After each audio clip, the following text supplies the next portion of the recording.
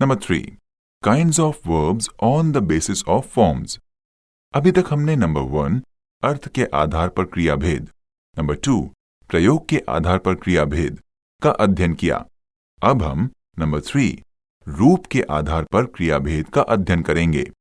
इस परिप्रेक्ष्य में हम सर्वप्रथम ये जानें कि रूप के आधार पर क्रिया के मुख्य 2 भेद होते हैं, फाइनिट वर्ब्स यानी सीमित क्रियाएं और नॉन फाइनिट वर्ब्स यानी असीमित क्रियाएं।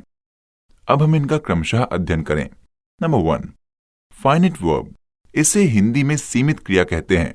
ये वो क्रिया है जो वाक्य के सब्जेक्ट तथा टेंस के अनुसार अपना रूप बदल लेती हैं, या इस प्रकार कहें कि ये वो क्रियाएं हैं जिस पर वाक्य के सब्जेक्ट और टेंस का प्रभाव पड़ता है और तदनुरूप इसका रूप सीमित हो जाता है। जैसे आई रीड अ बुक, मैं एक पुस्तक पढ़ता हूं।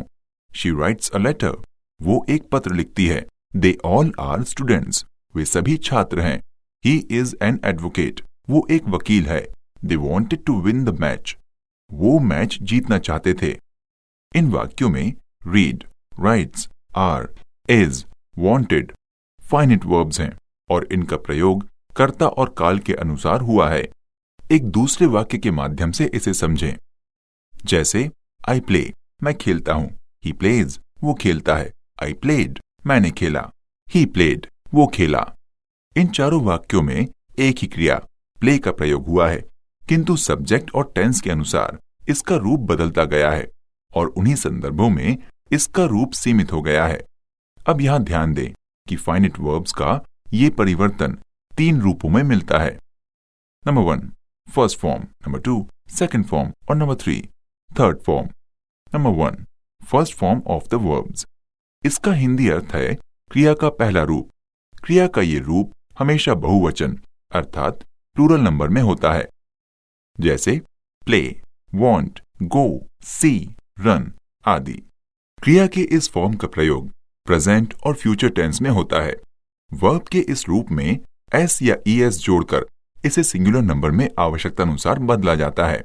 जैसे ही गोज, वह जाता है।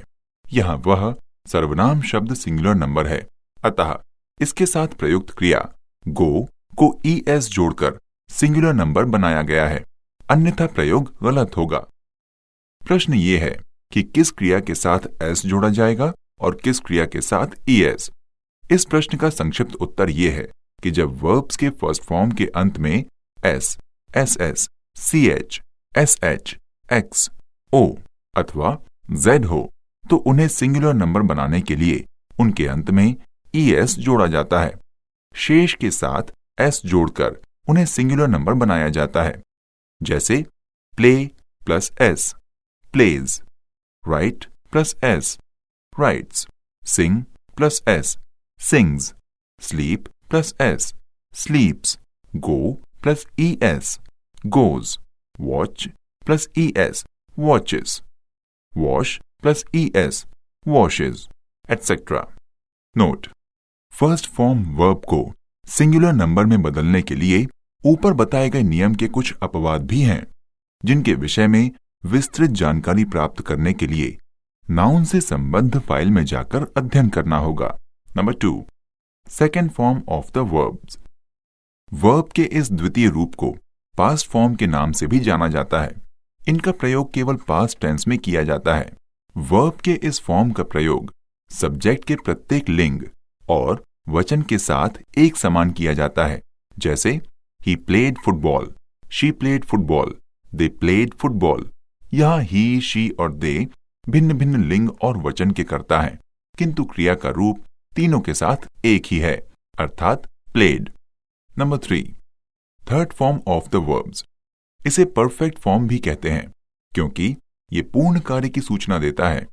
ये क्रिया सदैव अपने साथ एक सहायक क्रिया लाती है जो कि वर्ब बी अर्थात इज, एम, आर, वॉज, वर अथवा वर्ब हैव अर्थात हैव, हैज, हैड में कोई एक हो सकती है। जैसे रवि हैज गॉन होम अर्थात रवि घर चला गया है।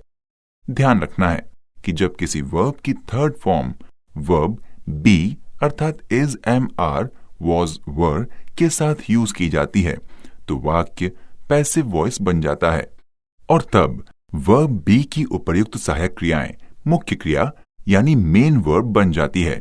जैसे this book is bought by me, अर्थात ये पुस्तक मेरे द्वारा खरीदी गई है।